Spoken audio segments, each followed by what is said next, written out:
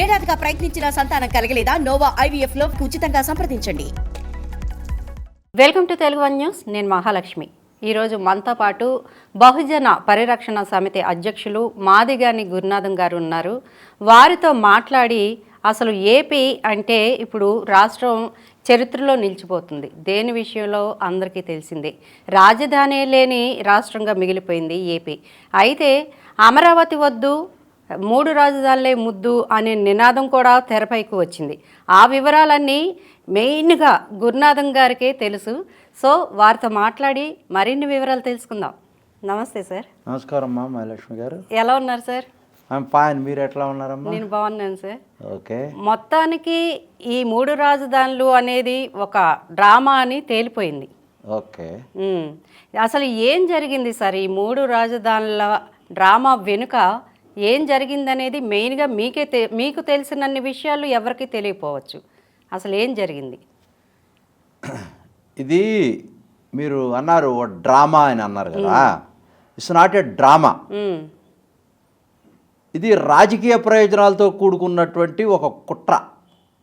డ్రామాను మించి drama is just for public, not for కుట్ర. Other than that, more than that. ఇంకా అంటే ఆ కుట్ర అంటే ఒక పెత్తందారి వ్యవస్థ, అరాచక శక్తులు, ఆర్థిక ఉగ్రవాదులు, పేదోడు అనేటువంటి తేడాని డే 1 నుంచి 2019 నుంచి 2024 కుట్ర కోణంలో దాన్ని మా ద్వారా చెప్పించడం కోసం అహర్నిశలు ప్రయత్నం చేసినటువంటి వ్యక్తి ఆంధ్రప్రదేశ్ రాష్ట్రంలో ఏకైక వ్యక్తి, మీ అందరికీ తెలిసిన వ్యక్తి జగన్మోహన్ రెడ్డి గారు. దాంట్లో ప్రతిపక్షాలు తిప్పికొట్టలేకపోయింది. దాని ఆయన కృతకృత్యుడయ్యాడు అది తీసుకెళ్ళటంలో. అవును, మీకంతా తెలుసు మహాలక్ష్మి గారు. అవును, ఈ రోజున ఆంధ్రప్రదేశ్ రాజకీయ ముఖ చిత్రాన్ని మార్చబోయేటువంటి అంశాలు ప్రధానంగా ప్రభావితం చేసే ఏంటి మీకు కూడా తెలుసు. ఏంటి? 3 రాజధానులు అనే అంశం, ఒక రాజధాని అనే అంశం. అందరి ఎజెండా అదే కదా. అవును సార్. సో నేను పాయింట్కి వస్తా ఉన్నా. 3 రాజధానుల ఉద్యమం అనేది, నేను సోషల్ డెమోక్రటిక్ ఫ్రంట్ రాష్ట్ర అధ్యక్షుడిగా, నేను అంబేద్కర్ వాదిని బై బర్త్. ఓకే. నేను ఆశావాదిని. ఏదైనా 85% ఉన్నటువంటి ఆ పేద ప్రజలకి ప్రతి ఒక్కడు ఎలక్షన్లో ప్రతి ప్రభుత్వం చెప్పేటువంటి మాటలు ఆ పేదవాడికి పట్టడం అన్నం పెడతామని కదా. అవును. ఎలక్షన్లు అయిపోయిన తర్వాత మాట మార్చడం అనేది అందరికీ తెలిసిన అంశం. వాళ్ళకి ఏదన్నా వస్తుందేమో ఒక అడుగు ముందుకేసి జగన్మోహన్ రెడ్డి గారు యథాలాపంగా 2019లో అసెంబ్లీ సాక్షిగా డిసెంబర్ 17వ తారీఖు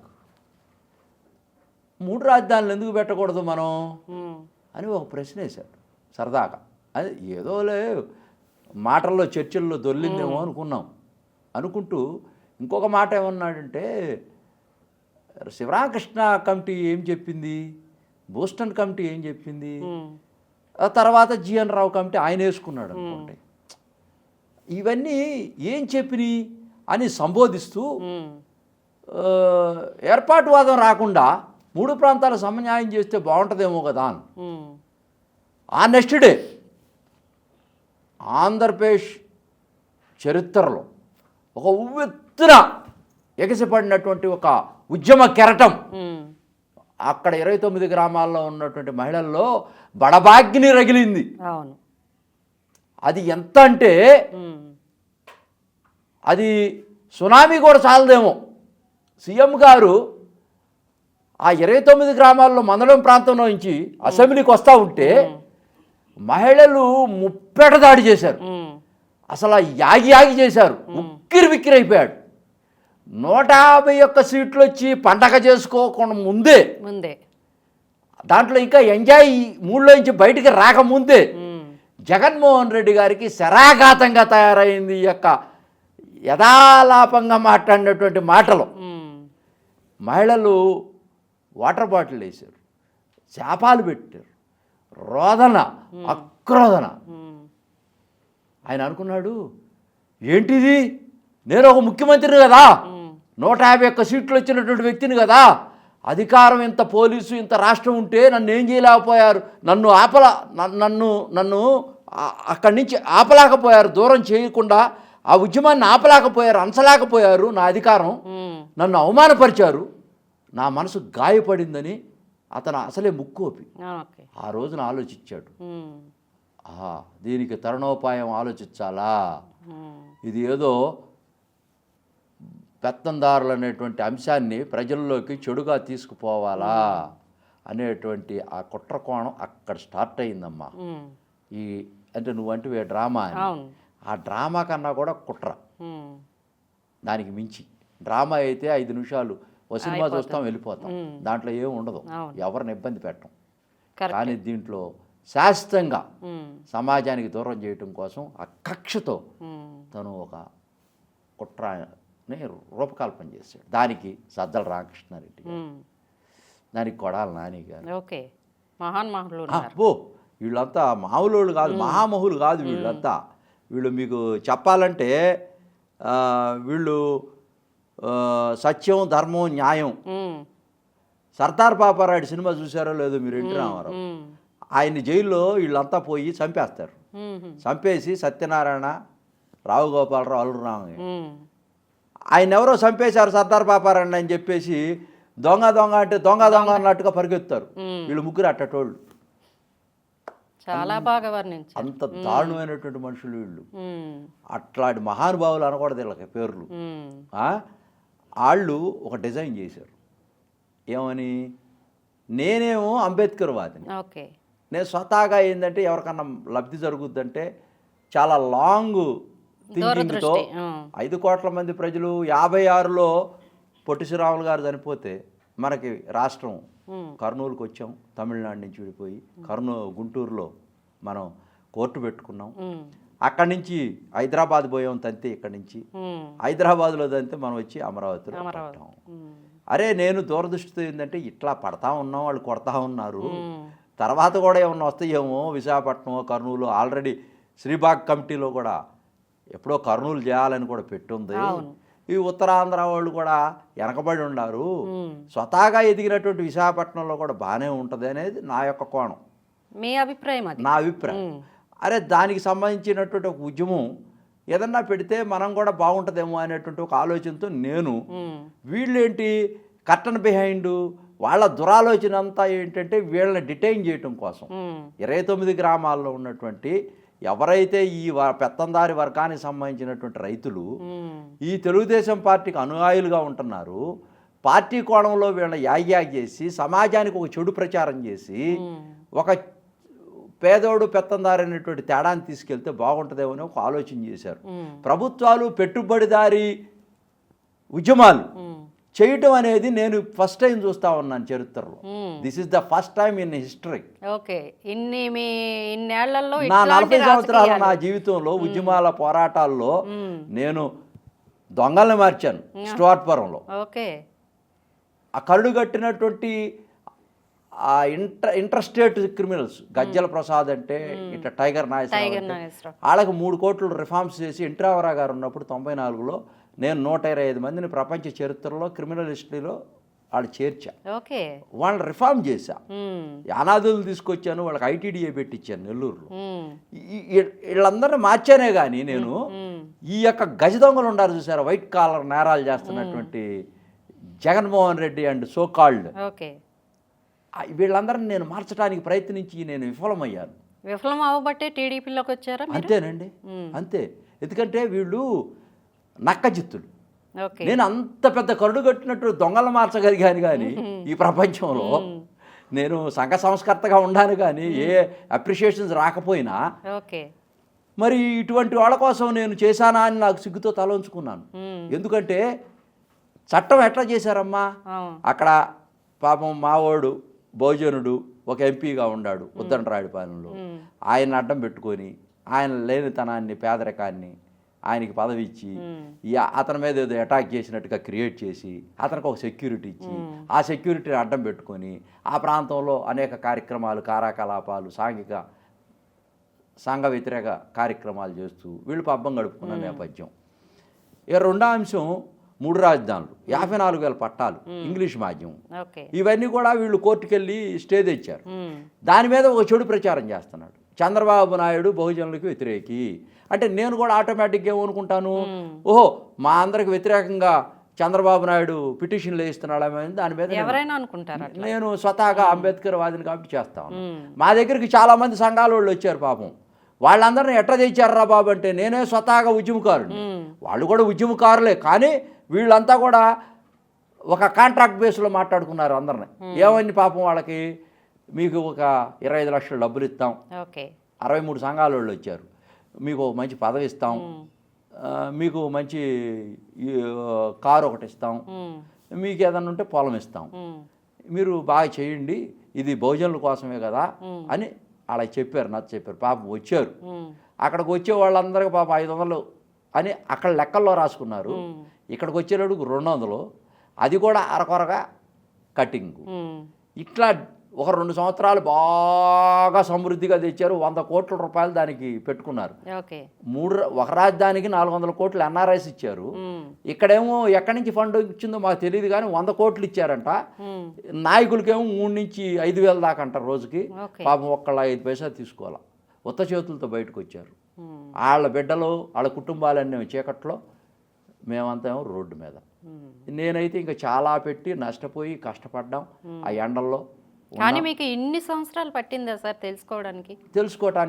1 by 1 వస్తున్నాం కదమ్మా. ఎప్పటికప్పుడు ఆశల పల్లకీలో చూపిస్తా ఉన్నాడు జగన్మోహన్ రెడ్డి. ఎట్లా చూపించాడంటే 3 రాజధానులు చట్టం మీకు తెలుసు ఏంటంటే 2019లో అనౌన్స్ చేశాడు కదా.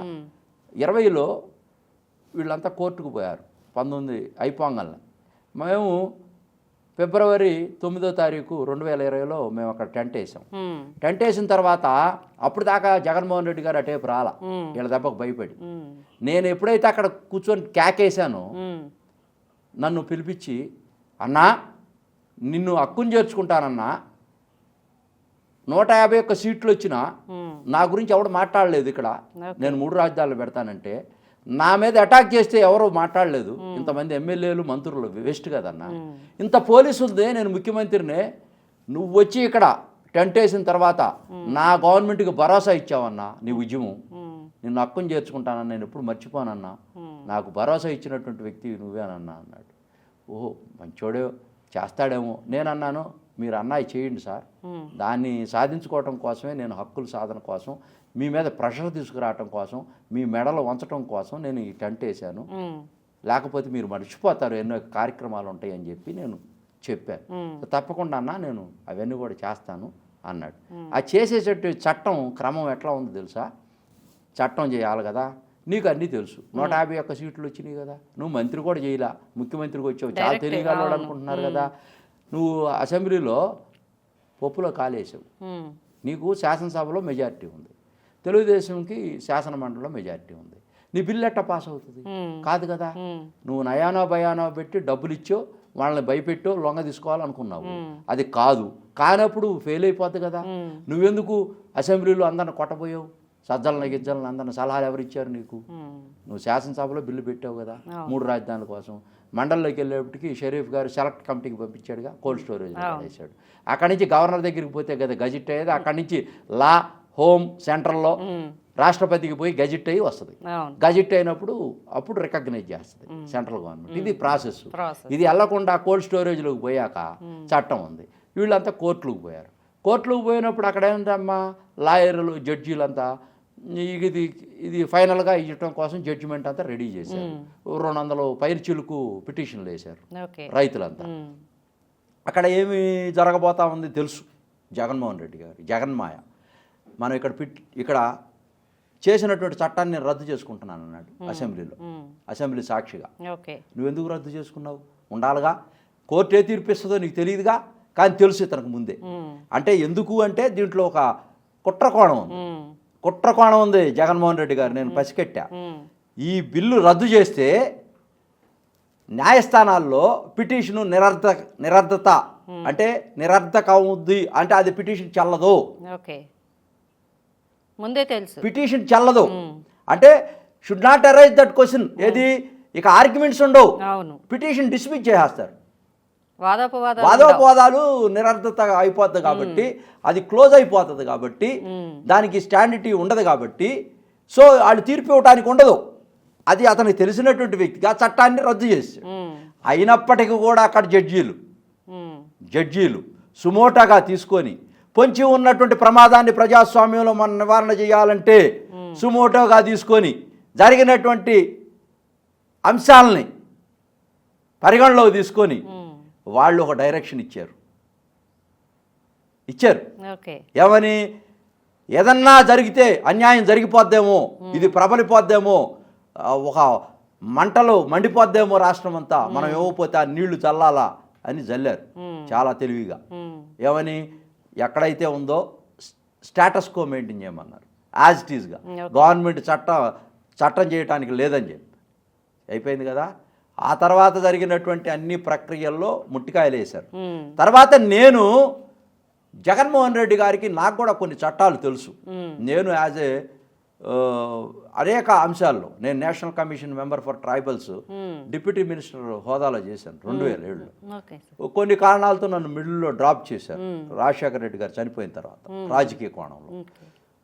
నాకు కొన్ని తెలుసు ఎట్లా ప్రొసీజర్ ఏంటని. ఆ ప్రొసీజర్లో జగన్మోహన్ రెడ్డి గారి దగ్గరికి పోయి నేను చెప్పాను, సీఎం గారు మీరు ఇంకో చట్టం చేయొచ్చు అన్న. ఎట్లా చేయొచ్చు అన్నాడు. మరి మీరు ఏజీపీలు ఉన్నారు, మీకు సలహాదారులు ఉన్నారు, చాలామంది పెద్ద పెద్దోళ్ళు ఉన్నారు, నువ్వు సమగ్రమైనటువంటి బిల్లు తెస్తానని చెప్పావు అసెంబ్లీ సాక్షిగా, దాన్ని వేరే ఫార్మేట్లో మనం తీసుకొని చేయొచ్చండి అన్న. వాళ్ళు ఒక డైరెక్షన్ ఇచ్చినప్పటికి కూడా మీరు 3 రాజధానులని అక్కడ పెట్టకుండా కంటెంట్ 3 ప్రాంతాల అభివృద్ధి అని చెప్పేసి, ఇది బాగుంది, 3 ప్రాంతాల అభివృద్ధి అని చెప్పేసి మీరు అక్కడి నుంచే పరిపాలన, అంటే మీరు క్యాంప్ ఆఫీస్ అక్కడ పెట్టుకోండి. తాడేపల్లి నుంచి మీరు షిఫ్ట్ అయ్యి విశాఖపట్నంలో పెట్టుకోండి. మీరు ఎక్కడుంటే అక్కడి నుంచే పరిపాలన జరుగుతుంది అన్అఫిషియల్గా. కానీ 3 ప్రాంతాల అభివృద్ధి అని పెట్టుకోండి. రాజధానులకి అభివృద్ధికి చాలా తేడా ఉంది కదా. మీరు మనసులో ఒకటి పెట్టుకొని పిల్ల గడ్డికి రాబోదాం అనేటువంటి మాటని ఇక్కడ వర్తింపజేయాల్సినటువంటి బాధ్యత ఎంతైనా ఉంది. అనేటువంటి మాటని మీరు చేసి, మీరు ఏదైతే చేస్తానన్నారో దానికి ఆదరువుగా ఉంటుంది, ఈ బిల్లు చేయించండి అన్న. నేను చేస్తాను, నువ్వు చెప్పిన పాయింట్ చాలా బాగుంది, నేను అందరితో నిపుణులతో చర్చిస్తాను. చర్చిస్తూ కాలయాపన చేశాడు. స్టేకి వెళ్ళాడు. స్టే ఇవ్వలా దాని మీద, హైకోర్టులో ఇచ్చిన దాని మీద. నేను రేపు వెళ్తాను జనవరి నుంచి అన్న, ఎల్లుండి వెళ్తా, రేపు వెళ్తా, జనవరికి వెళ్తా, ఉగాదికి వెళ్తా, దసరాకి వెళ్తా, క్రిస్మస్కి వెళ్తా, నా కుటుంబం మొత్తం కాపురం అక్కడే పెడతా, నేను అక్కడి నుంచి పరిపాలన చేస్తా అని అబద్ధాలు మోసాలు చెప్పి చెప్పి చెప్పి చెప్పి చెప్పి విసిగి వేసారిపోయాయి. 52,000 పట్టాలు నేను సాధించా, చాలా ఆనందంగా ఉన్నా. విజయవాడ ప్రాంతంలో, మంగళగిరి ప్రాంతంలో, ఇప్పుడు లోకేష్ గారు ఉన్నటువంటి నియోజకవర్గంలో ఇప్పుడు కేశినేని చిన్ని గారు పార్లమెంటు సభ్యుడిగా చేస్తున్నటువంటి నేపథ్యంలో అక్కడ 25,000 మంది, ఇక్కడ 20,000 మందికి నా జనానికి నేను పట్టాలు ఇప్పించుకున్నాను కదా. ఇప్పించుకున్నాను. అది ఎట్లా ఇప్పించుకున్నాను? నేను ఏం చెప్పానంటే, జగన్మోహన్ రెడ్డి గారు వీళ్ళు రైతులు ఏం చేశారంటే ఆ పట్టాలు ఇవ్వకుండా డెమోగ్రఫిక్ ఇన్బ్యాలెన్స్ అని చెప్పి, అంటే డెమోగ్రఫిక్ ఇన్బ్యాలెన్స్ అంటే అసమతుల్యత. అంటే పెత్తందారులకు ఉన్నటువంటి పొలాలు మధ్య, రైతుల మధ్య పేదవాడు స్లమ్లో ఉండేవాడు వెళ్తే అక్కడ రైతు ఉన్నటువంటి భూమి యొక్క విలువ పడిపోద్దని చెప్పేసి ఈ అసమతుల్యత తీసుకొస్తున్నారని చెప్పి పిటిషన్ వేసినట్టుగా జగన్మోహన్ రెడ్డి గారు ఏజీపీ ద్వారా అక్కడ చర్చలు చేయించాడు కోర్టులు, న్యాయస్థానాల్లో. దాన్ని నాకు కూడా తెలుసు డెమోగ్రఫిక్ ఇన్బ్యాలెన్స్ అంటే. ఆ డెమోగ్రఫిక్ ఇన్బ్యాలెన్స్ ఎప్పుడు వస్తుందంటే బీహార్లో, ఉత్తరప్రదేశ్లో వచ్చింది. అంటే ఎందుకు వచ్చిందంటే అక్కడ దుబాయ్లో కూడా వచ్చింది. ఎందుకనంటే ప్రపంచంలో ఉన్న వాళ్ళంతా దుబాయ్ వాళ్ళేమో 10% అయితే ప్రపంచంలో ఉన్న వాళ్ళంతా కూడా 90% అక్కడికి వెళ్ళారు, వలసలు వచ్చిన వాళ్ళు. మరి అక్కడికి వెళ్ళినప్పుడు అట్లా అయినప్పుడు బీహార్లో, ఉత్తరప్రదేశ్లో శాసనసభ స్థానాలకు వచ్చేటప్పటికి డివియేషన్ వస్తుంది. రావటం వల్ల డెమోగ్రఫిక్ ఇన్బ్యాలెన్స్ లోకల్ నాన్ అంటే లోకల్ అందరూ అసెంబ్లీలోకి పార్లమెంట్లోకి వెళ్ళిపోయిన తర్వాత ఓకే. స్థానికంగా ఉన్నది డిస్మాండిల్ అయిపోతుంది, డెమోక్రసీ నిలవదు. సో ఇక్కడ ఇది అప్లికబుల్ కాదు నాకు తెలుసు, బట్ అది అయిపోతే వాళ్ళు ఉన్నటువంటి స్టాండు ఆగదు, అందుకని అది పెట్టారు ఓకే. ఫ్రెంచ్ వర్డ్ తీసుకొచ్చి. సో అది నేను ఎట్లా డిటైన్ చేయాలో నాకు తెలుసు. కానీ నేనెప్పుడు జగన్మోహన్ రెడ్డి గారిని అయ్యా నాకు సిఆర్డిఏలో 9/77 యాక్ట్ ఉంది, 41/A చట్టాన్ని సవరణ చేస్తూ మాస్టర్ ప్లాను 7 జోన్లుగా పెట్టుకొని మీరు R3 జోన్లో 5% సిఆర్డిఏలో ఈ యొక్క ఎస్సీ ఎస్టీ బీసీ మైనార్టీలు ఎవరైతే బిలో అండర్ పావర్టీలో ఉండి పట్టాలు లేని వాళ్ళు ఉంటారో, అర్హులైతే ఉంటారో వాళ్ళకి ప్రజా రాజధానిలో ప్రజలందరూ కలిసి మమేకమై కట్టుకుంటే ప్రజా రాజధాని అవుద్ది కాబట్టి ఆ 5% ఇంప్లిమెంట్ చేయమని నేను చెప్పా దాన్ని. నేను అంతేగాని R5 జోన్లో ఇవ్వమని నేను చెప్పలా. ఓకే, అర్థమైంది ఇక్కడ మీకు పాయింట్. ఇక్కడ కుట్ర కోణం అంటే మూతికి చిక్కమేసి ముందు తౌడు పెట్టినట్టు. అవును, ఎట్లా హౌ ఇట్ ఈస్ పాసిబుల్ డెమోక్రసీలో? అంటే అక్కడ ఎందుకు చేస్తున్నావు నువ్వు చట్టాన్ని? అట్లా క్లియర్గా లేవు నువ్వు, అంటే ఇక్కడ రాజకీయ కోణంలోనే నువ్వు చేస్తున్నావు అంటే అట్లా. అప్పుడు రైతులు వెళ్తారు కదా, వాళ్ళకు కూడా నా ఇంట్లోకి వచ్చి నా ఇంట్లోకి నువ్వు వచ్చి నేను నీ ఇంట్లో ఉంటానంటే ఒప్పుకోను కదా, నా స్థలంలోకి నువ్వు వచ్చి నేను ఇక్కడ ఇల్లు కట్టుకుంటా అంటే ఒప్పుకోవు కదా. ఎవరు ఒప్పుకోరు. నీ స్థలం నీకుంటే ఆ స్థలంలో ఇల్లు కట్టుకో, మాకు ఇబ్బంది లేదు. అంతే. కానీ ఇక్కడ సమస్యను క్రియేట్ చేశాడు. ఇక్కడ నేను ఒక అడుగు ముందుకేసి అన్నా మీ భోజనులకి ఇద్దామనుకుంటే నడిబొడ్డులో వాళ్ళు డెమోగ్రఫిక్ ఇన్బ్యాలెన్స్ అని చెప్పి కోర్టులకు వెళ్ళారన్నా. ఇది చంద్రబాబు నాయుడు అంటుకో పెత్తందారులు చేస్తున్నటువంటి ఆగడాలు, రైతులు చేస్తున్నటువంటి ఆగడాలు. మీకు ఇక్కడ భూమి ఇవ్వకూడదంట, అమరావతి నడిబొడ్డులో మిమ్మల్ని వివక్షతకు గురి చేస్తా ఉన్నారు అని కళ్ళబొల్లి మాటలు చెప్పించి నాతో యాగి చేయించి రాష్ట్రమంతా ఫోకస్ చేపించి దాన్ని ఈ రోజున ఎలక్షన్స్లో పదవి కోసం లబ్ధి పొందటం కోసం నువ్వు చేస్తున్నటువంటి తపన, దాన్ని ఎండగట్టడం కోసమే, ఆ రాజకీయ లబ్ధి నువ్వు పొందకుండా ఉండటం కోసమే ఆ 3 రాజధానులు నీకు ఏదైతే అధికారాన్ని తీసుకొస్తుంది అనుకుంటున్నావో ఆ 3 రాజధానుల మాదిగాని గురునాథమే నీకు శరాఘాతంగా రాజకీయంగా రేపు జూన్ 4వ తారీఖున రాజకీయంగా చిరచ్ఛేదం చేయబోతున్నాడని కూడా నేను తెలియజేస్తా ఉన్నాను. జగన్మోహన్ రెడ్డి గారు ఖబర్దార్. ఓకే, ఇంగ్లీష్ మాధ్యమం అన్నావు, పేదోళ్ళు డాలర్ల పంట పండించుకోవాలన్నావు. ఎస్, వీ నీడ్ ఇంగ్లీష్ మాధ్యమం, but without Telugu we can't learn. Okay, ఈ 2 కమల పిల్లలు బేసిక్గా ఆ తెలుగులో చదివినటువంటి నేను మరి ఈ స్థాయిలో ఉండలేదా? తెలుగులో చదివినటువంటి ఎంతోమంది మేధావులు ఇక్కడ కంచె ఐలయ్య గారు ఉన్నాడు, Shepherd is a very good intellectual Bahujan. But కంచె ఐలయ్య గారు మనసులో పెట్టుకొని మీరు ఇంకొకటి ఏదో మాట్లాడుతూ ఉన్నారు. అంటే ఇంగ్లీష్ మాధ్యమం కావాల్సిందే మనకందరికీ. నువ్వు షఫర్డ్గా నిజం చెప్పు, నువ్వు ఏ మీడియంలో చదివి వచ్చావు? Now you are became a professor. నువ్వు ఇండియాలో పెద్ద ఇంటలెక్చువల్స్లో నువ్వు వన్ ఆఫ్ ది ఇంటలెక్చువల్ కదా. దాన్ని రాజకీయ కోణంలో చూస్తా మీరు ఎదుటివాడిని గుడ్డగాల్చి నెత్తి మీదేసి చంద్రబాబు నాయుడిని రాష్ట్రానికి దూరం చేయడం కోసం కుట్ర పన్నుతున్నారు కదా. అది కాదు కదా అంశం. ఎవరిదైనా అందరికీ కావాల్సిన అంశం. ఇది కుట్ర అని మీకు ఎప్పుడు అర్థమైంది సార్? అసలు నాకు ఇదంతా చూసిన తర్వాత చివరి రోజు దాకా కూడా నేను వెయిట్ చేశానమ్మా. నేను చాలా సక్సెస్ఫుల్గా ఉన్నాను ఈ ఉద్యమంలో, సక్సెస్ సాధించాను. నేను ఇంతమంది పెద్ద ఉద్యమాన్ని ఎదుర్కొన్నాను, నేను సామాన్యుడిని, నాకు చాలా ఫీలింగ్ ఉంది.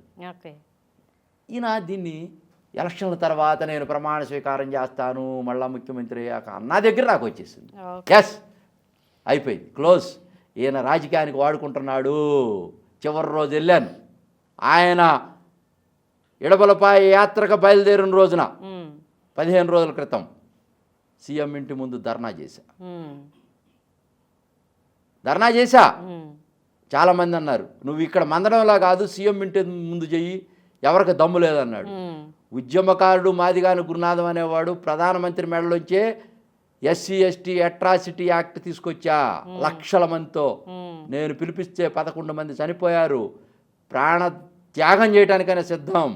ఢిల్లీలో మెడల వంచి చట్టాన్ని తెచ్చాను. ఎస్సీ ఎస్టీ సప్లాన్ కోసం 80 గంటలు ఇందిరా పార్కులో 1,00,000 మందితో ముట్టడి చేసి కిరణ్ కుమార్ రెడ్డి గవర్నమెంట్లో నేను సాధించాను.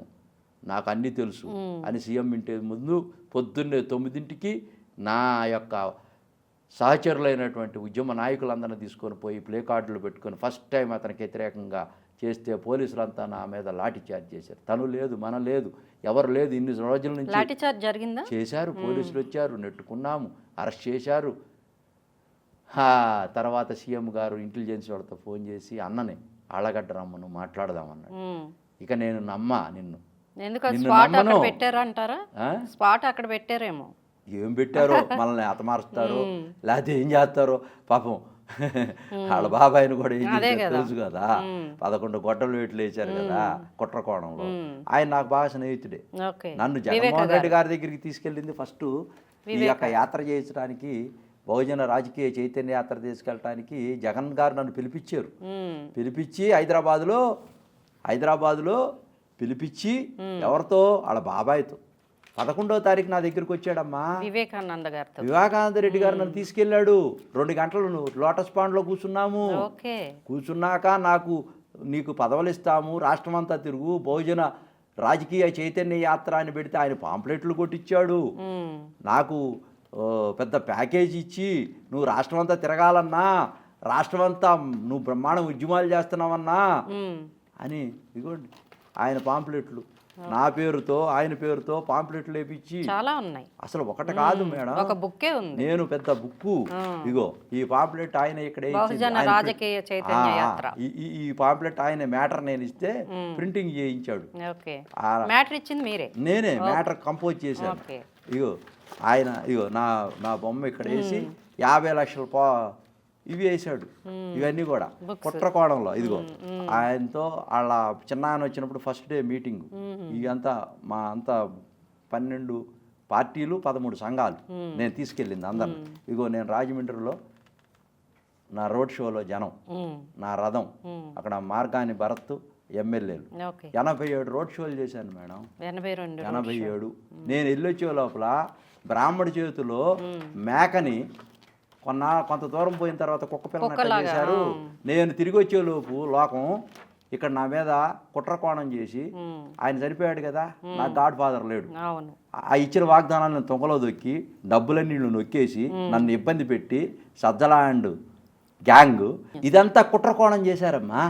చేసి నన్ను అక్కడ పోనీయకుండా డిటైన్ చేసి, నాకు జగన్మోహన్ రెడ్డి గారు ఏం చెప్పారంటే ఒక ఎంఆర్పిఎస్కి టికెట్ ఇస్తానన్నా అన్నాడు. లేట్ అయిపోయిందంటే నాకు ఎస్టీకి, బీసీకి, మైనార్టీకి ఇవ్వాలంటే గవర్నమెంట్ వచ్చిన తర్వాత ఎమ్మెల్సీలు నీకు పదవులు ఇస్తానన్నా, ఈ లోపల ఏదైనా ఉంటే అడ్జస్ట్ చేస్తాను, నువ్వు తిరుగు అన్నా, వీళ్ళతో టచ్లో ఉండన్నా, కృష్ణమోహన్ రెడ్డి గారితో అతని దగ్గర పిఏగా ఉంటాడు నాగేశ్వర రెడ్డి గారు, వీళ్ళందరితో టచ్లో ఉండన్నా, వాళ్ళని నిన్ను చూసుకుంటారని చెప్పి ఆయన చనిపోయిన దాకా బాగానే ఉంది, అంతా ఓకే అన్నారు. పెద్ద భారీ ప్యాకేజ్ అన్ని చేశారు, శాంక్షన్ చేశారు, ఈ బండి గిండి పిలిపించారు, రథం గీదం అంతా పెట్టేశారు. ఆయన చనిపోయిన దగ్గర నుంచి డిటైన్ చేస్తూ నా దగ్గర ఉన్న వాళ్ళని కొంతమంది లాగి కోవర్టు లాగా వాళ్ళందరూ ఉపయోగించుకొని విజయవాడ బేస్గా నా మీద ఒక చెడు ప్రచారం స్టార్ట్ చేసి, ఇప్పటికే నేను టీవీల్లో ఇస్తున్నాను కదా వారం 10 రోజుల నుంచి, మా వాళ్ళందరూ ఎగేస్తున్నారు. పెయిడ్ సెక్రటరీలు, గులకరాయలు, గ్రానైట్ రాయలు తగులుతాయని చూసుకోండి. మరి అది కూడా గులకరాయలు అయితే పర్వాలా, గులకరాయలు అయితే అదేదో పెద్ద ఆయన డ్రామా కంపెనీ, ఆయన మీద గులకరాయలు మన మీద వేస్తారు వాళ్ళు. ఆయన మీద వేసింది ఆళ్ళ మనుషులే. మీకు అది తెలియట్లే తేడా మేడం. ఇప్పుడు కోడి కత్తి దాంట్లో డ్రామా అది మీకు తెలుసు జనాలందరికీ. వివేకానంద రెడ్డిని సినిమా కాదు, అది నిజ జీవితమే. చూపించిందంతా నిజమే వేసేసారు. మరి నాకు ఇవన్నీ చూసిన తర్వాత నాకు పదవి ఇస్తానని చెప్పి నన్ను ఉద్యమం చేయించి చివరి దాకా నన్ను మభ్యపెట్టి సజ్జల రామకృష్ణారెడ్డి గారు నాతో మాట్లాడినటువంటి చాలా అంశాలు, తర్వాత చివరికి ఒక పెద్ద మనిషి వచ్చి నీకు ఎలక్షన్లో తిరిగినప్పుడే పదవి ఇస్తానన్నారు, సజ్జల గారితో పాటు నీకు కూడా ఇవ్వాలి కదా, ఎందుకు ఇవ్వలేదు, ఎందుకో తెలుసా అని ఒక విషయం చెప్పాడు. నువ్వు వివేకానంద రెడ్డి గారితో వచ్చావు కదా, ఆయన చచ్చిపోయాడు కదా, అది ఇంకా నువ్వు ఆయన దగ్గరికి పోయి ఆయన తీసుకొస్తే తప్పించి ఇంకేం లేదన్నాడు, నీకు రాదు అన్నాడు. ఏంటన్నా వాళ్ళకి పడదు కదా. అమ్మో, ఓహో, ఎన్ని వాళ్ళ కూతుళ్ళు వాళ్ళు మాట్లాడుతున్నది ఈ కోర్టులో జరుగుతుంది, ఇదంతా ఏదో దీనికి లింక్ ఉంది అని నాకు ఒక అనుమానం వచ్చింది. ఇక్కడ ఏదో కుట్రకోణం జరిగిందిరా అని. అంటే సార్ ఇప్పుడు టీడీపీ అనేది ఒక కూటమిగా ఉంది, జనసేన ఉంది, దాంట్లో బీజేపీ కూడా ఉంది. మీరు టీడీపీలోనే చేరడానికి అసలు రీజన్ ఏంటి సార్? టీడీపీలో చేరటానికంటే అమ్మ వీళ్ళు సౌమ్యులమ్మ. చంద్రబాబు నాయుడు, లోకేష్ గారు ఏంటంటే ఒక రైతు పక్షానికి సంబంధించినటువంటి వాళ్ళు ఏంటంటే అగ్రెసివ్గా పనిచేయడానికి బాగా, అంటే ఎవరికైనా ఇగో ఉంటుంది, నేను ఇంత చేశానని చెప్పే ఇది ఉంటుంది కదా. అతను రాతి యుగం గురించి మాట్లాడుతున్నాడమ్మా జగన్మోహన్ రెడ్డి. అతను పాతకాలంలో సెంటిమెంట్ని ఎక్స్ప్లాయిట్ చేసి ప్రజల్ని పేదరికం అనే దాంట్లో పెట్టి మోసం చేస్తున్నాడు. ఇది స్వర్ణయుగం. ఇప్పుడు ఐటీ, ఇప్పుడు వీళ్ళకి 5Gని ఎక్స్పోజ్ చేయాల్సినటువంటి ఇంటలెక్చువల్ అవుట్లుక్ చంద్రబాబు నాయుడుకు ఇతని దగ్గర లేదు. ఇతను ఏకాడికి ఆ ఓట్లు దోచేసుకుందాం, పేదోడు శ్రమ దోచేసుకుందాం, ఈ చరిత్రలో మనం ఒక 25 సంవత్సరాలు మనమే ఉండిపోదాం ఆంధ్రప్రదేశ్లో, ఆ 45% జనాభాని, ఈ 55% జనాభాని 5 ఏళ్లలో సమూలంగా సంహరించేద్దాం, నాశనం చేసేద్దాం. ఇప్పుడు for the people, by the people, to the people. మనం ఈ రాజ్యాంగంలో నువ్వు ధర్మకర్తగా ఉండాలి. ఎలక్షన్లో గెలిచిన తర్వాత నువ్వు ధర్మకర్త, ముందు నీ ఇష్టం. ఎలక్షన్ నువ్వేం చేస్తున్నావు, గెలిచిన తర్వాత కూడా 55% ఉన్న జనాన్ని దూరంగా పెట్టి పెత్తందారులు అని చెప్పి పేదవాళ్ళని డీవియేషన్ చేస్తావు. ఇది చాలా సూక్ష్మమైన అంశం, ఇది జనాలకు తెలియాల. పేదవాడికి నువ్వు 2.57 crores ఇస్తానన్నావు కదా, 2,75,000 కోట్లు. మరి జగన్మోహన్ రెడ్డి గారు నువ్వు బటన్ నొక్కాను 157 సార్లు అన్నావు. నువ్వు బొక్కేసినటువంటి 8 లక్షల కోట్ల సంగతి ఏంది, అది చెప్పవేంటి? ఈ చేతితో ఇస్తున్నావు కదా, ఈ చేతితో తీసుకుంటున్నావు కదా. మరి నీరే లేదే ఆంధ్రప్రదేశ్లో, మరి మద్యం ఎవరిలో పారుతుంది కదా. నువ్వు ఒక్కటి చెప్పు మీ ప్రజాప్రతినిధులకి, నువ్వు కూడా అంటున్నావు కదా, నేను ఇంటింటికి చేశాను అంటున్నావుగా, నేను ఇస్తేనే నాకు ఓటేయండి అంటున్నావుగా. నువ్వు అక్కడికి పోయి వాళ్ళని నువ్వు ఇచ్చావుగా, నీ వల్ల అప్పులైన వాళ్ళని కూడా అడుగు, నా వల్ల మీకు ఎంత అప్పు అయిందని కూడా అడగమనండి వెళ్ళిన ఎమ్మెల్యే అభ్యర్థులను. ఆ అప్పు కూడా మీరే కట్టండి. వాళ్ళు అప్పు అయిపోయి ఇల్లు గుల్ల అయిపోయి వాళ్ళ ఇంట్లో వాళ్ళంతా తాగేసి తందనాలు ఆడుతూ ఉన్నారు. నువ్వు ఇచ్చింది 7 లక్షలు, వాళ్ళకి 15 లక్షలు ఒళ్ళు గుల్ల అయిపోయింది. దీనికి ఎవరు జవాబు చెబుతారు? అదే జనం కూడా తెలుసుకోవాలి. మరి జనం తెలుసుకోవటం కోసమే నేను బయటకు వచ్చింది. జనం తెలుసుకోరమ్మా, జనానికి చెప్పాలా. ఆ నమ్మకం, ఆ భరోసా ఇచ్చినటువంటి మాదిగాని గురునాథం ఉన్నాడు చూసావా, 5 కోట్ల మందిని 4 సంవత్సరాలు మభ్యపెట్టి పేదవాడు పెత్తందారి అనేటువంటి మాటని బహుజనులకి జగన్మోహన్ రెడ్డి చాలా దగ్గరగా ఉంటాడని చెప్పాను చూసారా. దాంట్లో మోసం ఉంది, దాంట్లో రాజకీయ కుట్ర కోణం ఉంది, మన అభివృద్ధి లేదు దాంట్లో. కేవలం మన ఓట్లను దండుకొని 7 లక్షల రూపాయలు మనకిచ్చి ప్రభుత్వ సొమ్ముతో ఓట్లు కొల్లగొట్టబోతా ఉన్నాడు. రేపు గనక జగన్మోహన్ రెడ్డి గవర్నమెంట్లోకి వస్తే, ఇఫ్ రాడు, గురునాథం స్టార్ట్ అయ్యాక రానీను, అయినా మనమందరం కూడా కట్టు బానిసలుగా మిగిలిపోవాల్సిందే చరిత్రలో ఈ బహుజనులంతా కూడా. తస్మా జాగ్రత్త, హెచ్చరించడం కోసమే నేను వస్తా ఉన్నాను. అయితే ఒకటి సార్, ఇక్కడ ఇందాక మీరు చెప్పినట్టు గెలిచాక ఒక మాట, గెలవక ముందు ఒక మాట హామీ ఇచ్చారన్నారు. మరి మీకు ఏ హామీతో మీరు టీడీపీలోకి వచ్చారు? నేను బేషరత్తుగా జగన్మోహన్ రెడ్డి గారు చెప్తా ఉన్నాడు కదా, నేను అర్జునుణ్ణి, రాముణ్ణి, త్రేతాయుగం ద్వాపరయుగం గురించి మాట్లాడుతున్నావు కదా. ఈ కలియుగంలో నువ్వు క్రైస్తవత్వంలో ఉన్నావు కదా. అవును. యేసు ప్రభు ఎవరు? శాంతి స్వరూపుడు, ప్రేమ, అభిమానం. ఒక రొట్టెని ప్రపంచానికి పంచాడు, ఒక గ్లాసు ద్రాక్షారసాన్ని ప్రపంచానికి పంచాడు. ఆ ఇజ్రాయేలు జనాంగం కోసం ప్రాణాలు అర్పించాడు. అంత త్యాగదనివి కదా. మరి నువ్వు ఆ క్రైస్తవత్వంలో ఉన్నావు కదా, నువ్వు క్రైస్తవత్వం గురించి చెప్పచ్చుగా జనానికి. నేను మరో యేసు ప్రభు అవుతాను, ప్రాణాలు ఇస్తానని చెప్పచ్చుగా. నువ్వేం చెప్తున్నావు ఇక్కడ? ద్వంద్వ నీతిని దగ్గర మెజారిటీ హిందువులు ఉండాలని ఈ దేశంలో రామాయణం మహాభారతం గురించి మాట్లాడతావా? యుద్ధం గురించి మాట్లాడతావా? శాంతి కాముకుడైనటువంటి యేసు ప్రభు గురించి మాట్లాడకుండా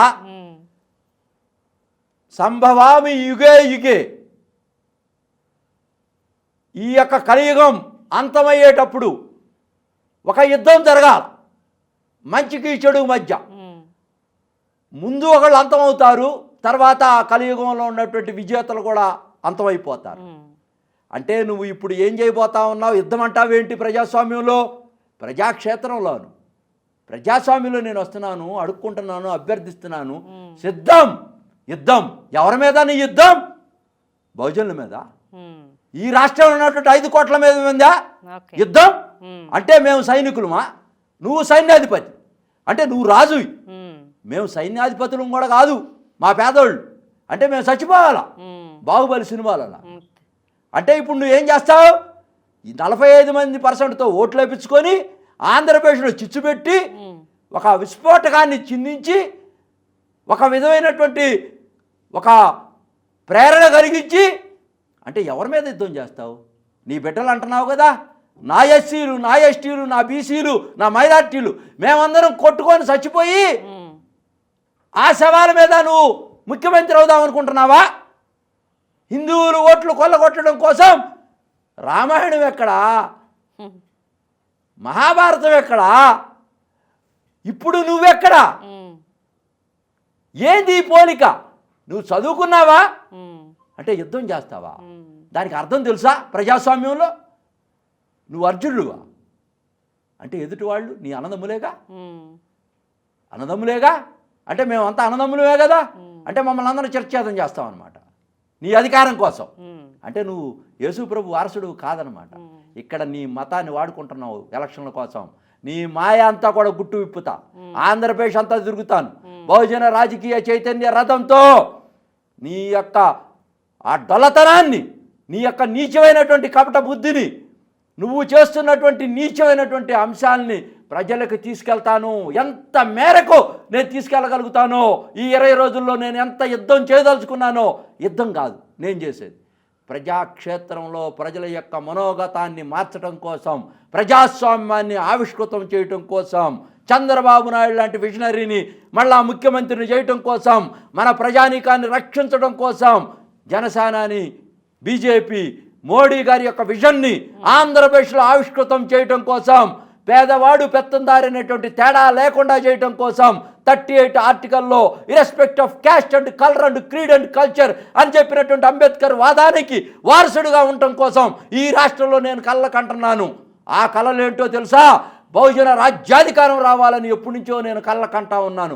ఆ దిశ వైపు నేను అడుగులు వేస్తూ ఉన్నాను. ముందు నియంతని తొదముట్టించాలా. నేను అయితే గీతే నీ యొక్క మహాభారతమో రామాయణమో నువ్వు చదివి జనాలకు చెప్తా ఉంటే ఆ టెర్మినాలజీలో నేను చెప్తా ఉన్నాను. చివరిగా చంద్రబాబు నాయుడు చేతిలో నేను సెకండ్గా మారటానికి సిద్ధం.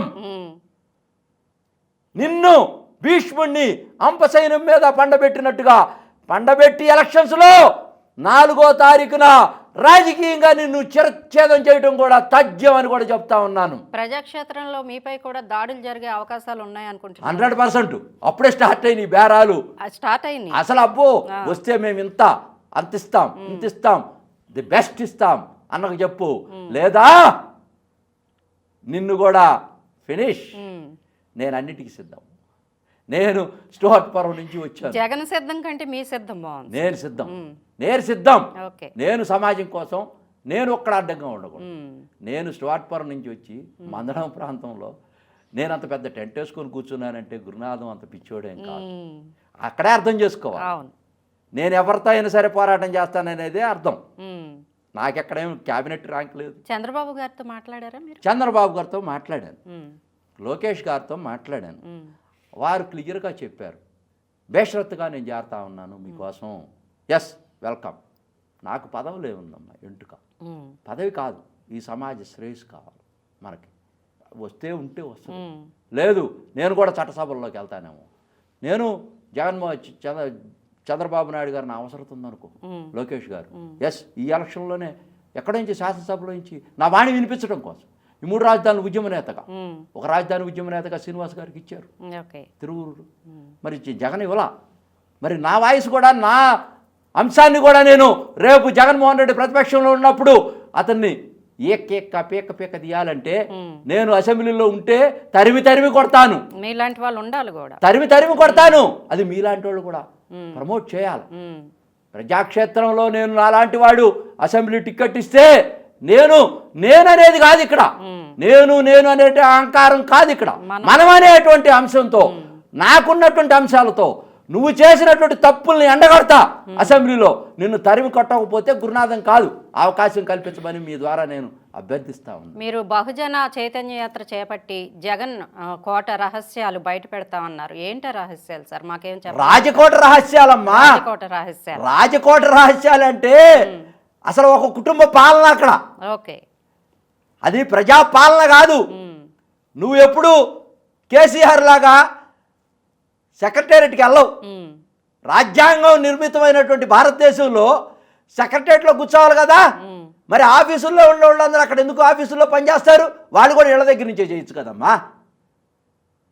అవును, వాళ్ళు కూడా అందరూ ఎక్కడెక్కడ ఇళ్లలో కూర్చొని, మనం ఈ మధ్య కరోనా వచ్చినప్పుడు చూసాం కదా, వర్క్ ఫ్రమ్ హోమ్. అంటే మీరు అన్నట్టు పోనీ ఫ్యామిలీ అనుకుందాం, ఫ్యామిలీలో మరి తల్లి చెల్లి లేరు కదా సార్? తల్లి చెల్లిని ఎప్పుడో కట్టుబట్టలతో బయటికి గెంటేశారమ్మా.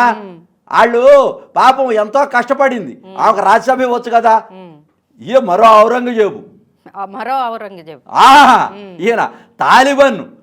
అసలు మనం చెప్పడానికి లేదు, పదాలు లేవు అసలు. ఆ పదాలు ఈ కాలంలో మనం పెట్టడానికి ఎక్కడ డిక్షనరీ ఎతకాల. అసలు అంత నియంత, అంత సూడో. ఇప్పుడు దాకా నేను చాలా మంచోడిని, గురునాథం అన్నా అని నన్ను కులానికి అమ్మేసినటువంటి సాక్షి, ఓకే, వాళ్ళ పాంప్లెట్టు, వాళ్ళ టీవీ ఛానల్, నేను ఒక్కడనే ఎల్లో మీడియా అంతా ఉందంటున్నాడు కదా. ఇప్పుడు ఇతని దగ్గర ఎన్ని టీవీలు ఉన్నాయి తెలుసా? 9 ఉంది, ఎన్టీవీ ఉంది. నేషనల్ లెవెల్లో అన్ని టీవీలని కొనేశాడు. అన్ని ఛానల్స్లో మొత్తం ఊదర కొడుతుంది. ఏం తెలుసా? ప్రపంచమంతా రేటింగ్ పెంచుకున్నాడు, సర్వేలు అతనికి అనుకూలంగా తెప్పిస్తున్నాడు. ఒక మీటింగ్ పెడితే 90 కోట్లు రోజుకి ఖర్చు పెడుతున్నాడు. 500 రూపాయలు ఇస్తున్నాడు, బిర్యానీ పొట్లాలు ఇస్తున్నాడు, మంచి మందు బాటిల్ ఇస్తున్నాడు. జనాలను తెచ్చి ఒక విధమైనటువంటి ఆ ప్రచారానికి మాస్ మొత్తం కూడా ఓని పరిగెత్తున్నారు. సార్, మీ రాజకీయ అనుభవంతో ఈసారి ఎలక్షన్స్ ఎట్లా ఉండబోతున్నాయి? చాలా క్రిటికల్గా ఉంటుంది. చాలా కత్తి మీద సాము, నియంత మధ్య, ఒక మంచి విజనరీ మధ్య జరుగుతున్నటువంటి పోరాటం అనుకోవచ్చా? పోరాటం కాదమ్మా, ఇది ప్రజాక్షేత్రంలో ప్రజల కోసం చేస్తున్నటువంటి ఒక మంచి అంశం. ఎలక్షన్స్ అనేది మన ఆంధ్రప్రదేశ్లో భారత రాజ్యాంగంలో ఇది చాలా మంచి అంశం. దీనికి అనేక విధాలుగా పేర్లు పెడతా ఉన్నారు రాజకీయ నాయకులు, నీచ నికృష్టంగా. పులులు అంటారు, అయ్యి అంటారు, ఈ అంటారు, సింహాలు అంటారు, ఏమంటారు. అవన్నీ కరెక్ట్ కాదమ్మా. మనకి అంబేద్కర్ గారు ఇచ్చినటువంటి రాజ్యాంగంలో ఎలక్షన్స్ అనేది చాలా గొప్ప ప్రక్రియ ప్రపంచంలోనే, భారతదేశంలో. మన ఆంధ్రప్రదేశ్లో ఇంకా ప్రత్యేకత. సో దీన్ని పవిత్రంగా తీసుకుంటాం. ఆ పవిత్ర కార్యక్రమం నేను తప్పకుండా విజనరీ చంద్రబాబు నాయుడు ముఖ్యమంత్రి కావాలని. జగన్మోహన్ రెడ్డి నాకు వ్యక్తిగతంగా ఎవరి మీద నాకు వ్యతిరేకత. ఐ లవ్ పర్సనల్లీ, ఎవరినైనా సరే ఐ లవ్ పర్సనల్. అసలు దాంట్లో సెకండ్ థాట్ లేదు. I'm against their attitude. వాళ్ళు చేస్తున్నటువంటి క్రియకి నేను వ్యతిరేకం, అంతేగాని మనుషులుగా వ్యక్తిగతంగా నాకు వేషాలేం లేవు. బట్ అతన్ని మనం డిటైన్ చేయాల్సినటువంటి ఆవశ్యకత ఇప్పుడు ఉంది. లేకపోతే 25 సంవత్సరాలు మొలవదు ఆంధ్రప్రదేశ్. తస్మా జాగ్రత్త ఇవన్నీ చాలా ఉన్నాయి. నేను కనుక అసెంబ్లీలోకి పోతే మోహన్ రెడ్డి ఒకవేళ ఆయన గవర్నమెంట్ వస్తే ప్రతిపక్షంలో ఉంటే ఎండగట్టేస్తాం, వెళ్ళిపోతాడు, బీఆర్ఎస్ అయిపోద్ది. మరో బీఆర్ఎస్ అసలు రెడీగా ఉండే అన్ని కేసులు. ఎలక్షన్ టైంలో కదా సింపతి వస్తుందేమని చెప్పి వాళ్ళంతా కూడా కేంద్ర ప్రభుత్వం అవుతా ఉన్నారు. అన్నీ రెడీగా ఉండే, బోన్లు పెట్టుకుని ఉన్నారు. ఇఫ్ ఆయన ఏదన్నా ఎలక్షన్లో గెలిచినా అది బొటాబొడితో వస్తే 24 అవర్స్లో పడిపోద్ది. ఎవరు ఉండరు అక్కడ. ఈ కేసులన్నీ వచ్చేస్తాయి. కేజ్రీవాల్ లాగా, కవిత లాగా వాడికి వెళ్ళాల్సిందే. అంతే, ఇంకా గెలిచినా వెళ్తారు, గెలిచినా గెలవకపోయినా వెళ్తాడు, ప్రతిపక్షంలో ఉన్నా వెళ్తాడు. ఇది జనాలు నగ్న సత్యం, నేను చెప్తున్నాను. బీఆర్ఎస్ అయిపోతుంది, ముక్కలు చెక్కలైపోతుంది, అసలు ఏముండదు. చివరికి చంద్రబాబు నాయుడు మళ్ళా గవర్నమెంట్లోకి వస్తాడు, ప్రజాస్వామ్యాన్ని పరిరక్షిస్తాం, ఆయన కూర్చుంటాడు, కేంద్రంలో బీజేపీ వస్తుంది.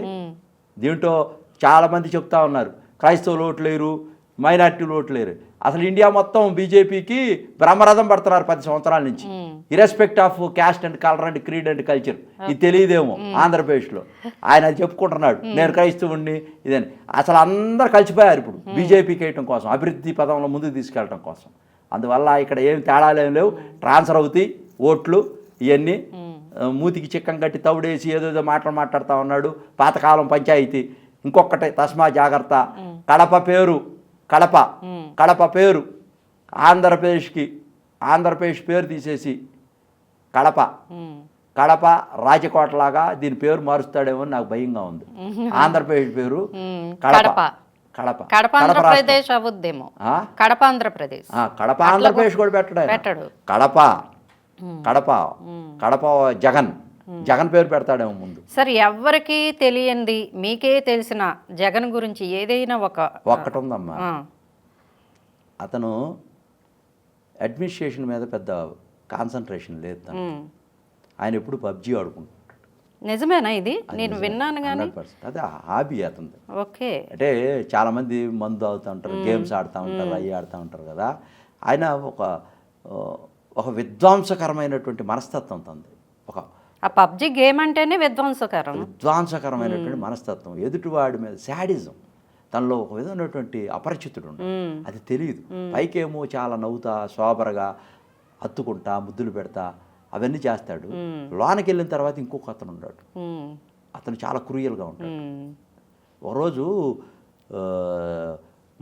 మన గ్రాడ్యుయేట్ సెలక్షన్స్ జరిగినాయి, మీకు గుర్తుందో మహాలక్ష్మి ఎమ్మెల్సీలో. అక్కడ కడపలో కూడా ఓడిపోయింది. ఇది వైఎస్ఆర్ పార్టీ ఇటీవల ఈ డంబాచారాలు ఓదరగొడుతున్నారు కదా, మేము అసలు ఓడిపోము అది ఇదని. అక్కడ ఓడిపోయింది, తిరుపతిలో ఓడిపోయింది, ఉత్తరాంధ్రలో కూడా ఓడిపోయింది. అసలు అదే ఇప్పుడు రిపీట్ అవుతుంది, ఏం బాధ ఏం లేదు. మేధావులంతా రెడీగా ఉన్నారు. అది నాకు తెలుసు, అది మర్చిపోయాడు జగన్మోహన్ రెడ్డి. జనం కూడా ఒకసారి గుర్తు చేస్తున్నా. ఆ సమయంలో అక్కడ కొంతమంది సలహాదారులు ఉన్నారు ఆయన దగ్గర, దానికి ఇచ్చినటువంటి సలహాదారులు పేర్లు ఎందుకులేమ్మా, నేను ఆ దగ్గరలోనే అక్కడే ఉన్నాను, కొంచెం దూరంలో. చంపకు పెట్టి కొట్టాడు, గిర్రని తిరిగి కింద పడ్డాడు. అన్పార్లమెంటరీ లాంగ్వేజ్తో వాళ్ళు తిట్టాడు. భయభ్రాంతులు అయిపోయి పారిపోయారు. వాళ్ళని కొంత దూరంగా పెట్టేశాడు. అప్పటి నుంచి ఎవరు సలహాలు ఇచ్చినా కూడా తీసుకోరేమో, అసలు తీసుకోడండి. నియంత అంతే, అసలు నియంత మనస్తత్వం. నాకు ఎన్నిసార్లు చెప్పాడు, అన్న ధనంజయ రెడ్డి గారు అన్నకి ఏం కావాలంటే అది ఇచ్చేసేయండి ఆర్డర్స్ అని చెప్పాడు ఎన్నోసార్లు. మళ్ళీ నేను పోయి అడిగితే ధనంజయ రెడ్డి గారిని, ఇంకా సీఎం గారు ఓకే చేయలేదు. మళ్ళీ నేను దగ్గరికి పోతే, అన్న నేను చెప్పాను కదన్నా, అసలు ఆ నాటకం, ఆ బోటకం నాకు ఇవ్వపోతే ఇవ్వపోయాడు. అట్లా అంత మోసం చేయాల్సిన పని ఉంది అన్న. ఇది క్లియర్, ఇది పిక్చరు అని చెప్పు. What is they? నేనే పదవి కోసమే బతకట్లేదు, పదవి కోసమే ఉద్యోగం చేయట్లేదు. నాకు ఎంటుక నేను లేకపోతే 4 సంవత్సరాలు నా జీవితాన్ని వదిలేసి, నా భార్య పిల్లలను వదిలేసి, నేను ఎన్నో కోట్లు సంపాదించుకోవాల్సిన వాడిని, నా వయసు 5 సంవత్సరాలు అక్కడ నిరర్ధకం అయిపోతే, నేను ఎండలో వానలో రక్త మాంసాలని చెమటగా పెట్టి, నా శ్రమే పెట్టుబడిగా పెట్టి, ధిక్కార స్వరంతో ఉద్యమాన్ని ఉర్రతలుగిస్తే నాకు ఏముంది అక్కడ? సార్, జగన్ గారి తత్వమే సేమ్ వాళ్ళ వైఫ్ భారత గారికి కూడా ఉందని వింటూ ఉన్నాను. నాకు అసలు ఆమె మీద ఎందుకు మహిళ మీద మనం వ్యక్తిగతంగా అసలు ఆమె సంబంధం లేదేమో నాకేం తెలియదు, కానీ ఆమె గురించి మనం మాట్లాడటం అనవసరం. లాస్ట్గా చంద్రబాబు గారి గురించి మీ మాటల్లో చెప్పండి. చంద్రబాబు గారు మంచి విజనరీ అండి. అతను హైటెక్ సిస్టంలో నిరుద్యోగులకు ఉద్యోగం కల్పిస్తాడు, రాష్ట్రం సమగ్రమైనటువంటి అభివృద్ధి కోసం పాటుపడతాడు. తను అహర్నిశలు దేశం కోసం, తన పేరు ప్రతిష్టల కోసమే పాకులాడతాడు, కానీ పెద్ద డబ్బును కూడా నెవర్ మైండ్ అది చేయడు. కానీ ఇప్పుడున్నటువంటి రాజకీయ కోణంలో జగన్ ఎదుర్కోవాలంటే కొంచెం చేంజ్ చేసుకోవాలి, కొంచెం ట్యూన్ చేసుకో, అప్డేట్ చేసుకో. ఎందుకంటే ఇప్పుడున్నటువంటి సిస్టంలో జగను అతను చాలా, నాకు ఒక్కసారి మీకు ఒక్క చివరిలో నేను ఒక మాట చెప్తాను. అంబేద్కర్ స్టాచ్యూ 125 దగ్గర ఓపెన్ చేశాడు కదా, అది విజయవాడకి సాంప్రదాయబద్ధంగా ఒక పీడబ్ల్యూడి గ్రౌండ్స్ అంటే ఒక అందరికీ అది ఆత్మీయంగా ఉంటుంది. అక్కడికి వెళ్తారు, సైకిళ్ళు దొక్కుంటారు, చిన్నప్పుడు బాల్య స్నేహితులతో ఆడుకుంటారు, మేము అక్కడ తిన్నాం ఇక్కడ తిన్నాం, అక్కడ మీటింగ్లకు వెళ్తారు. అదొక వాళ్ళందరికి కూడా ఒక ట్రెడిషన్, అంటే ఆ సెంటిమెంట్ అంట. అది నాకు తెలుసు. నేనేం చెప్పానంటే అంబేద్కర్ గారిది కట్టచ్చండి, పెట్టాలా, మా వ్యక్తి కదా, ఆ కొండ మీద ఒక పర్యాటక కేంద్రంలో అట్లా పెట్టండి, బాగా దానికి రోడ్లు గీట్లు వేసి పైకి వెళ్తే ఆ కష్టపడి పైకి వెళ్ళినప్పుడు దాంట్లో ఉన్న మాధుర్యం వేరు. అంబేద్కర్ గారిని చూసేవరా అంటే అబ్బా అనిపిస్తుంది. ఆ రోడ్డు మీద పోతా ఉంటే చూస్తే దాని పెద్ద వాల్యూ ఉండదు సార్. మీరు ఎంత వేలు కోట్లు పెట్టినా, లేకపోతే ఐలాండ్లో పెట్టండి, కృష్ణానది ఇక్కడ ట్యాంక్ బండి మీద బుద్ధుడిని పెట్టి అది పెట్టండి, ఐలాండ్లో పెట్టండి, ఆ బోట్లో వేసుకొని వెళ్తే అంబేద్కర్ గారికి అక్కడికి వెళ్ళాలంటే ప్రయాసపడి వెళ్ళాలని అనుకో, రోడ్డు మీద దొరికే వస్తువులు ఫీల్ అవ్వాలి. ఆ జాతీయ నాయకుడి యొక్క ఇది తెలుసుకోవటం కోసం పర్యాటక కేంద్రం డెవలప్ చేయాలి. ఆ విషయం లేకుండా ఎవరో పెత్తందారుల మీద కోపంతో చెరువు మీద అలిగినట్టుగా అక్కడ పెట్టేసి ఇది చాలా సిల్లీ. అంటే నువ్వు పేదవాడిని రెచ్చగొట్టడం కోసం, మీకోసం ఎంత చేస్తున్నానని చెప్పడం కోసం చేసేటువంటి దాంట్లో తప్పు. నాకు ఇక్కడ అతను కేసీఆర్ గారు చేశారు కదా, ఆ రోజు రాత్రి నాకు ఎందుకో అంబేద్కర్ గారితో నేను మాట్లాడినట్టుగా నాకు కళ వస్తాను. ఆయన కళలో నాకు ఏడుస్తూ కనిపించాడు. ఏంటి తాతగారు, ఏంది అంబేద్కర్ గారు ఎందుకు ఏడుస్తున్నారంటే, గురునాథం నీలాంటి వాళ్ళు ఉద్యమకారులు ఉండి, బహుజనవాదులు ఉండి, ఏంటి అంత దౌర్భాగ్యం, నా విగ్రహాన్ని అంత అవినీతిపరుడు, అంత నీచుడు, అంత దుర్మార్గుడు, మీరేమో అయారాంగాళ్ళు గయారాంగాళ్ళలాగా, మన అంబేద్కర్ వాదులేమో అటు ఇటు నించొని చేతులు కట్టుకొని ఆయన చేతుల మీదుగా నా విగ్రహాన్ని ఓపెన్ చేస్తుంటే నేను తట్టుకోలేకపోయాను, నేను దుఃఖించాను. అక్కడ కూడా అంతే చేశాడు కేసీఆర్. నా దుఃఖాన్ని చూసిన అక్కడ జనం అతను ఓడగొట్టారు. నా ఆత్మ క్షోభిస్తూ ఉంది, నువ్వు ఎందుకు ఆపలేకపోయావు ఇక్కడంటే, ఆ నియంత్రణ నేను ఆపలేము సార్ అన్నట్టుగా నేను ఏదో సమాధానం చెప్పినట్టు ఏడుస్తున్నాడు. ఇక్కడ కూడా అదే జరుగుద్దేమో, నా ఆత్మ క్షోభిస్తుందంటే నేను కూడా అదే నమ్మా. అంబేద్కర్ గారు విగ్రహం సామాన్య విషయం కాదు. ఇంతమంది దౌర్భాగ్యులు, జైళ్ళకి వెళ్ళి వచ్చిన వాళ్ళు, ఇంత అపవిత్రమైనటువంటి చేతులతో రక్తంతో తడిచిపోయినటువంటి వాళ్ళు అంబేద్కర్ దాన్ని ఎవరో దళాయిలామో అట్టాటి వాళ్ళు అంబేద్కర్ వాదులు, అంబేద్కర్ మనవాళ్ళు, మాలాంటి వాళ్ళు అంబేద్కర్ వాదులు ఎవరో ఓపెన్ చేయాలి. నీ చేతులతో మీద చేస్తే ఆయనకి మనసు క్షోభిస్తుంది చెప్పాడు. నాకు మనసు క్షోభించింది, ఆ కేసీఆర్ ఓడిపోయాడు. ఇక్కడ కూడా సేమ్ రిపీట్ అవుద్ది అనుకుంటా, అదే ట్రెండ్ అని నేను కూడా అనుకుంటున్నా. ఆయన కళ్ళలో నాకు ఏడుపు వచ్చింది, అంత చెప్పాడు. అరే నాకు ఆలాపనలో ఉన్నాను అనుకుంటా, అందుకని వచ్చేసింది నాకు. అందువల్ల తప్పకుండా ఇక్కడ అంబేద్కర్ వాదులంతా కూడా మీ ద్వారా జనానికి ఎక్కువగా ప్రచారం చేయడం కోసం నేను అందుకని ఇవన్నీ కూడా ఇంత కష్టపడే చెప్తా ఉన్నాను. తప్పకుండా దీంట్లో వాస్తవం ఉంది. నేను వ్యక్తిగతంగా ఎవరిని విమర్శించదలుచుకోలేదు. నేను చాలా పార్లమెంటరీ లాంగ్వేజ్తోనే ఉంటాను, ఎవరిని ఎస్ మహాలక్ష్మి గారు తప్పకుండా ప్రజాస్వామ్యాన్ని నిలపండి. ఆంధ్రప్రదేశ్లో నేను స్టార్ట్ అవుతున్నాను. నేను యుద్ధం అన్నాం, యుద్ధం అంటే వినాశనమే, సంభవామి యుగ అది నువ్వు చేస్తే మట్టికి విధ్వంసం అవుద్ది. నువ్వు దయచేసి మానుకో జగన్మోహన్ రెడ్డి గారు ఈ డైలాగులన్నీ.